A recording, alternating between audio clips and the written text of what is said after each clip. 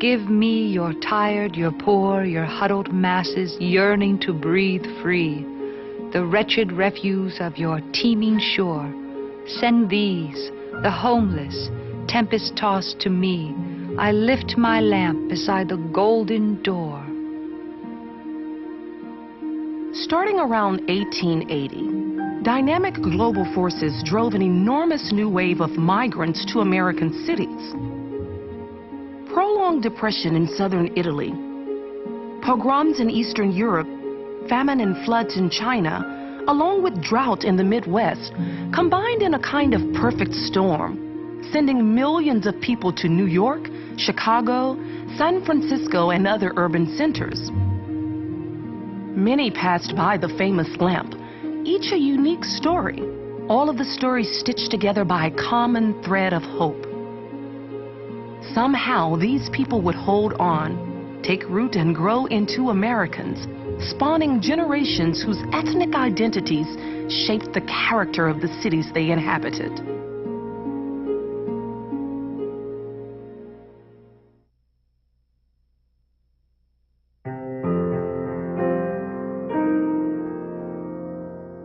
My father was born in Polish Austria. My father was a dragoon, which is like, in the horse cavalry. His pay was around 5 cents a day. So he saved all his money for 2 years' service, and he bought a ticket to New York. Well, we have to see the cities as a magnet for people coming from the countryside, and not only the American countryside. With the development of steamships, you had a global population looking for work. It's also true that there's an agricultural revolution going on the farm as mechanization takes over. And with the development of combines and steam reapers, you can now do the work that many hands used to do. So we begin to see more and more people leaving the farm for the city. Immigration from Europe especially coincides with when the Industrial Revolution hits various countries. Now, in the end of the 19th century, Russia is the fastest growing industrial nation in Europe, and we start getting a major exodus from Russia, and we get a major exodus from Italy as the Industrial Revolution hits these people, and they're forced off the land. There's also the allure of the bright lights. City workers had it very hard, but the opportunities seemed unlimited. In 1888 alone, more than 500,000 Europeans came to America, 75% landing in New York City. In 1892, Ellis Island opens up, and the immigrants would get off, they would be registered, they would be examined to see if they had hookworm or some particular kind of eye disease, or if they had a lung disease, or if they were just not healthy enough to come into the country. And if they passed the physicals, then they got into the city, and there were all kinds of people who wanted to help them. So for the people who knew nothing, someone would say, "Let me carry your bags," and they would pick up the bags and run away with the luggage, and these people had their luggage stolen. Generally, arriving immigrants knew people from their towns in Europe, and they grouped together for safety and comfort. A system of ethnic neighborhoods emerged. In parts of New York City, you could walk for blocks and never hear a word in English. My father arrived in New York, I think about 1905. He didn't go into a German section or an Italian section or a Russian section. He went into a Jewish section where he knew people. And that's where most of the immigrants went, because they couldn't speak the language. Different people sort of moved into occupations where others like them had been before. So you find the Irish coming in, they go into the police department, they go into the fire department. The Italians, they go into sanitation, they go into construction. The Jews go into the garment district, shopkeepers, small real estate. My father worked for a clothing manufacturer, and he pressed clothes that were completed before they were shipped out. And in those years, like in Europe, they had marriage brokers, old grandmas, women that found a woman available for a man or a man available for a woman, whatever. See, there's no love, anything. That's a bunch of baloney among the immigrants that come over. So my father married my mother several years after he came to this country.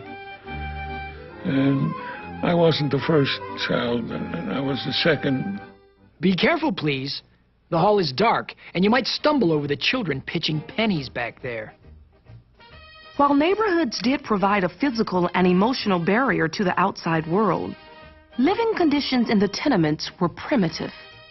At the front of the building there was a window, at the back of the building there was a window, and in the middle there were 2 rooms without windows. That's if you had 4 rooms. Some people only had 2 rooms. We lived in a tenement building. There was a kitchen, the living room, and the bedroom. Now, my father and mother had one bed, and the children all slept in another bed. We slept sideways.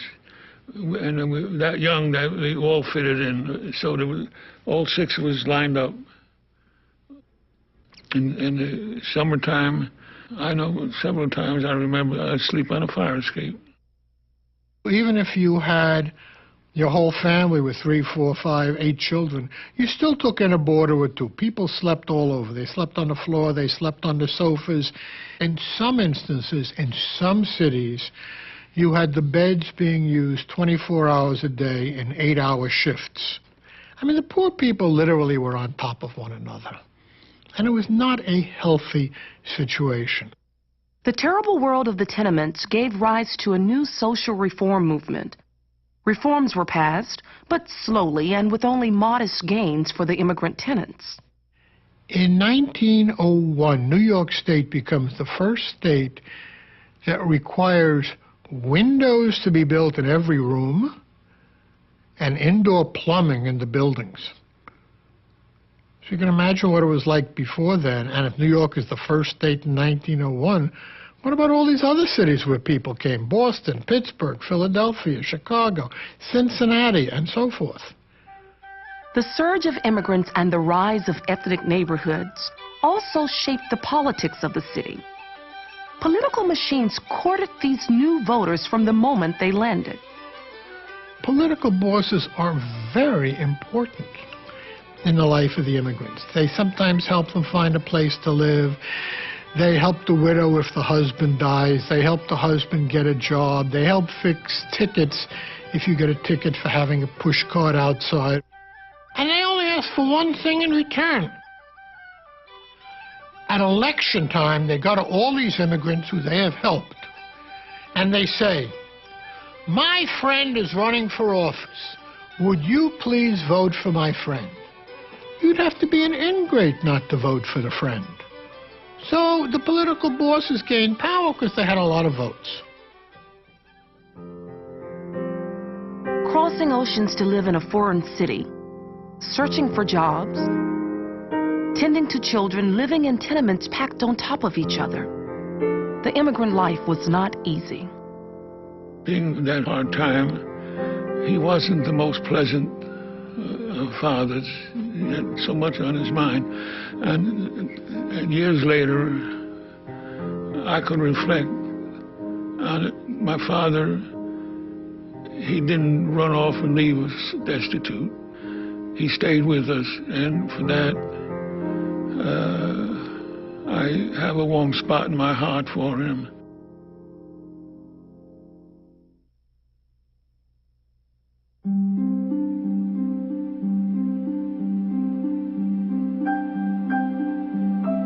The greatest event in the country since the Civil War.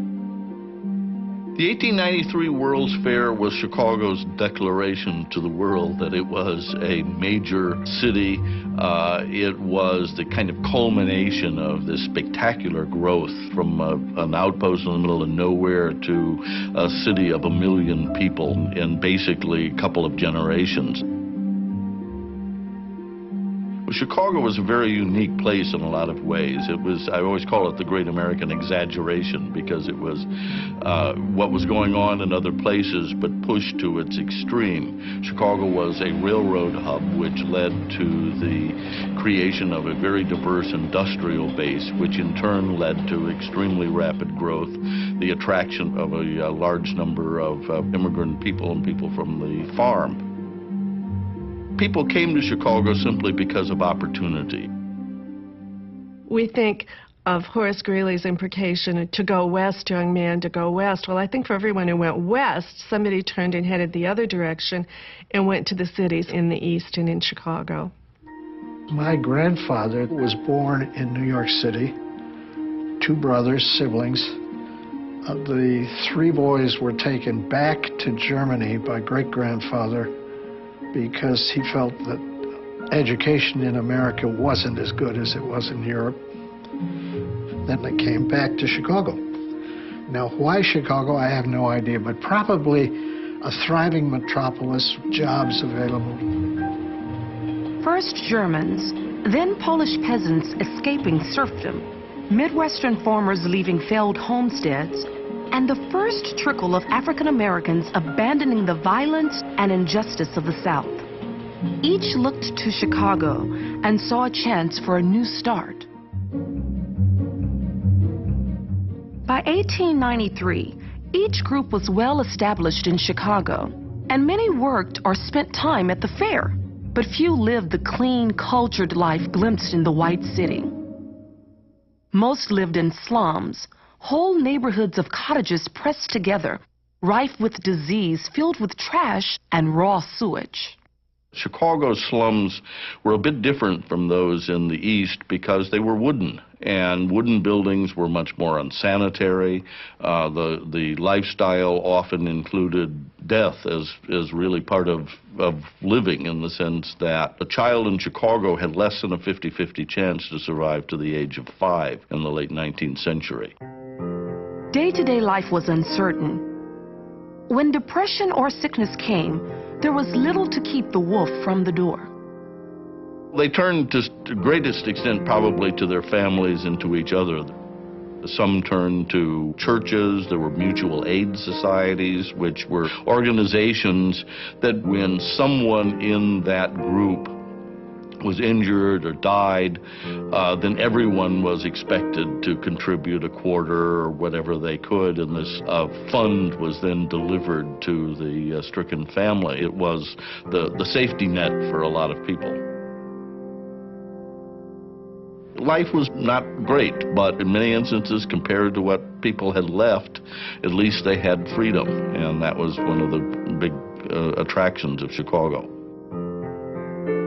Oscar came here, worked on the lake boats as a cook and bringing ore down from Minnesota and so on. Eventually, he and his brother Louis decided that they would go into a business of some kind. And why they picked yeast, I have no idea, but they began to sell yeast.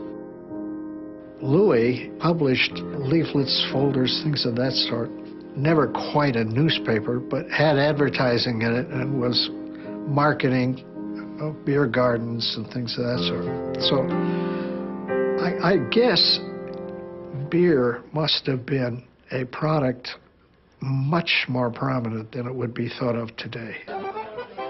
Europeans loved beer, and neighborhood saloons became a trademark feature of Chicago's social geography. Saloons were everywhere. Besides the drinking function, they delivered a lot of social services, basically. It was a place where you could cash a paycheck. It was a permanent address for people who move very frequently. It was a very important venue for communication. It was where people could talk to each other. This was, after all, largely an oral society. And so they learned about the world, how to get along in the city, what was going on, and the saloon provided that very important function. Drinking was a social lubricant in Chicago, but it also had its darker side, as Oscar Neebe discovered in his job selling yeast to breweries. He began to see the conditions under which the brewery workers were living. getting drunk, falling down, thrown on a bag of hops, taken back up when they became conscious, put back on the line. In a sense, it was just like slavery. The guys generally didn't even go home. So the first thing Oscar did when he finally got the union established and the men organized is he set up standards that they could not drink as much beer as they had been. Chicago had a working class edge, and it was a center for the early struggles of organized labor. Less than a year after the lights dimmed at the World's Fair, a fire which started in a clash between police and striking workers razed the entire thing. Still, they would continue to build and form what was already becoming the city of Carl Sandburg's iconic poem, Chicago. Hog butcher of the world, tool maker, stacker of wheat, player with the railroads and the nation's freight handler, stormy, husky, brawling, city of broad shoulders.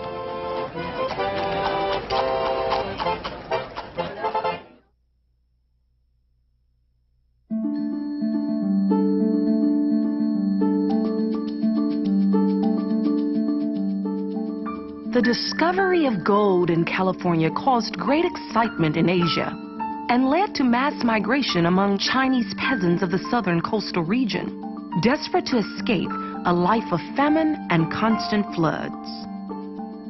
The men of these provinces were encouraged to immigrate by steamship companies eager for passengers who held out to them the promise of California, known then as Gold Mountain.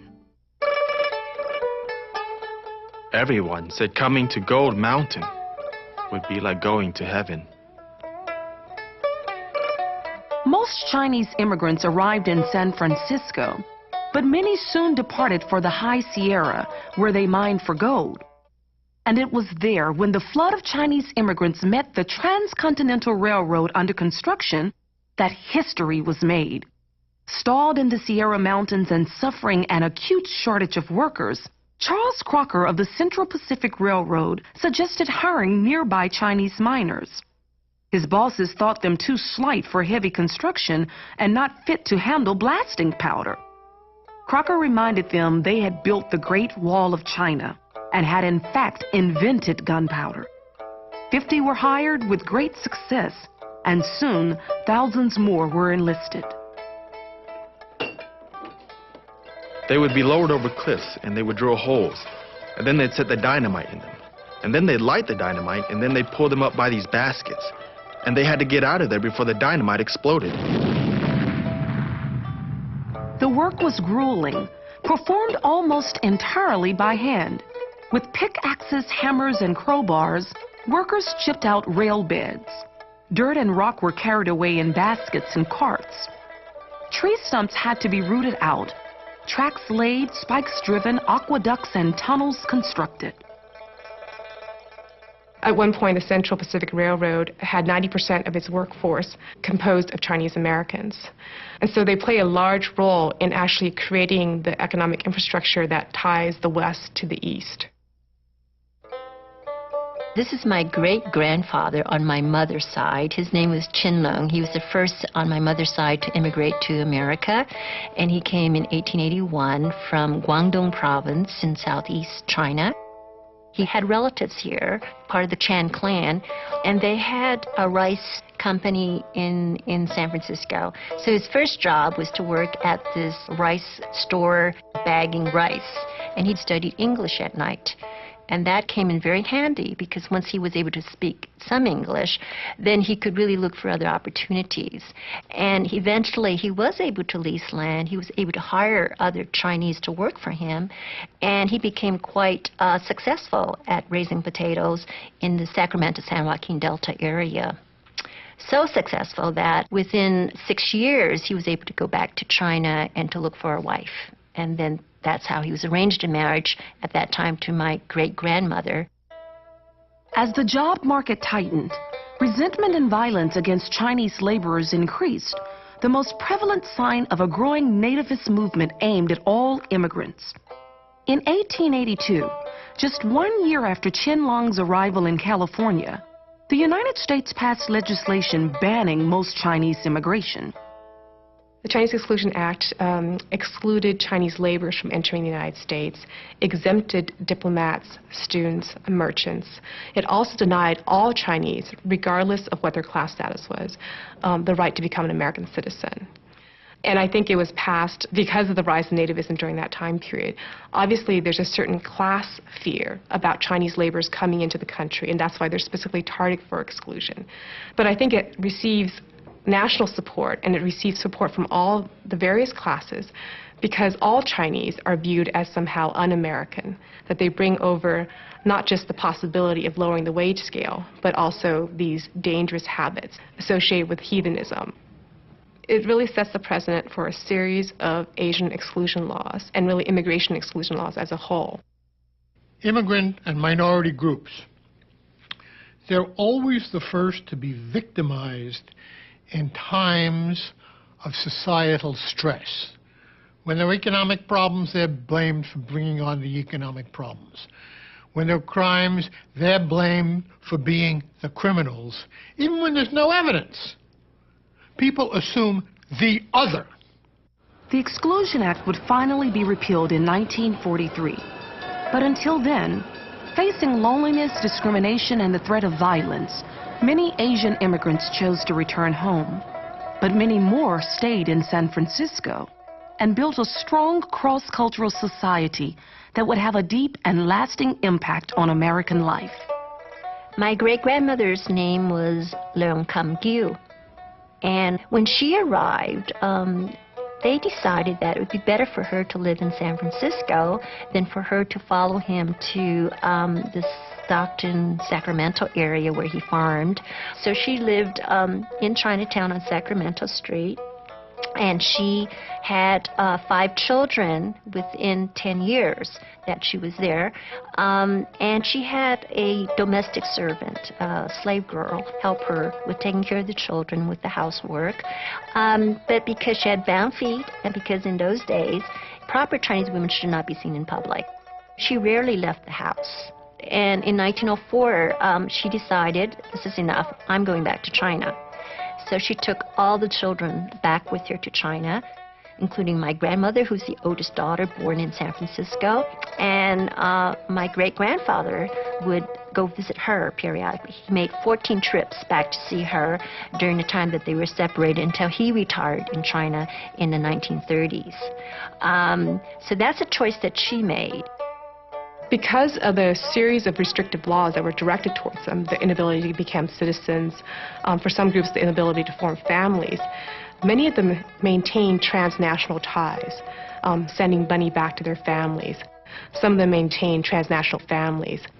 For those who stayed in the United States, there's also an effort to try to become both very American, that is, acculturate, assimilate, and for the second generation, those who are fortunate enough to have families in the United States, to embrace the idea of what it means to be American. At the same time, they continue to face racial restrictions. So those individuals, I think, felt very torn. Do they think of themselves as being allied with their ancestral homelands of being Asian, or do they think of themselves as being American? And how can they reconcile these two cultures? We often talk about Asian immigrants as being perpetual foreigners, and Asian Americans as being perpetual foreigners, often viewed as not quite American. And so I think that's an important legacy from the late 19th century, early 20th century.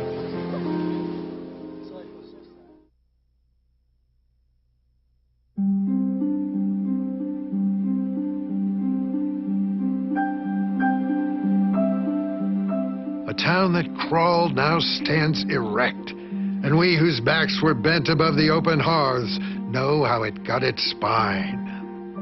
I think the Brooklyn Bridge really is the symbol of the rise of urban America. It's the immigrant population, in many cases Irish and Italian, who tunneled down to build the Brooklyn Bridge. And it's their sweat and blood that are really behind the building of America's cities in the late 19th century. The bridge also represents the coming of the age of iron and steel, and it represents America's industries and ingenuity. Industrialization and immigration made the American economy a marvel to the world and allowed us to become very big and important, perhaps sooner than we might have. We can't really think about the United States today without thinking about the large cities of New York, of Chicago, of Detroit. These cities really are made during this time period. Of course, they existed before, but they become what they are today because of urbanization, immigration. Immigration is coming in all directions in the 19th century, and it gives us an enormously diverse population who, to many, seem like they're going to be unassimilable. And you find many people who would have considered themselves open-minded in other ways arguing that this group could never be assimilated and that we needed to close the doors, which finally happens in the 1920s. You will find throughout American history, whoever the new immigrants are, the immigrants du jour, there's always a fear they're going to undermine American society, change our values, bring down our, quote, civilization. It probably forced this country to deal with the question of tolerance, of how you blend cultures together to create a national culture. And we're not perfect, most certainly, in this country. We probably have done it better than most civilizations around the world, and I think that's very critically important.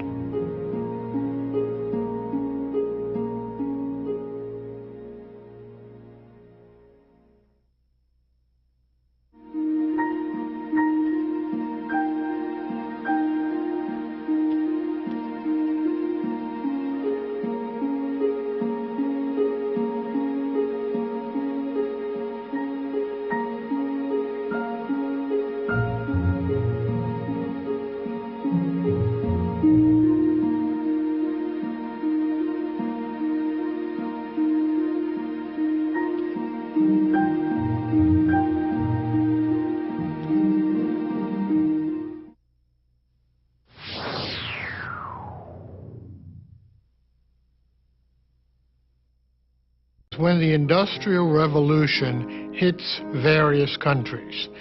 Now, in the end of the 19th century, Russia is the fastest growing industrial nation in Europe, and we start getting a major exodus from Russia, and we get a major exodus from Italy as the Industrial Revolution hits these people, and they're forced off the land. There's also the lure of the bright lights. City workers had it very hard, but the opportunities seemed unlimited. In 1888 alone, more than 500,000 Europeans came to America, 75% landing in New York City. In 1892, Ellis Island opens up, and the immigrants would get off, they would be registered, they would be examined to see if they had hookworm or some particular kind of eye disease, or if they had a lung disease, or if they were lamp beside the golden door. Starting around 1880, dynamic global forces drove an enormous new wave of migrants to American cities. Prolonged depression in southern Italy, pogroms in Eastern Europe, famine and floods in China, along with drought in the Midwest, combined in a kind of perfect storm, sending millions of people to New York, Chicago, San Francisco, and other urban centers. Many passed by the famous lamp, each a unique story, all of the stories stitched together by a common thread of hope. Somehow, these people would hold on, take root and grow into Americans, spawning generations whose ethnic identities shaped the character of the cities they inhabited.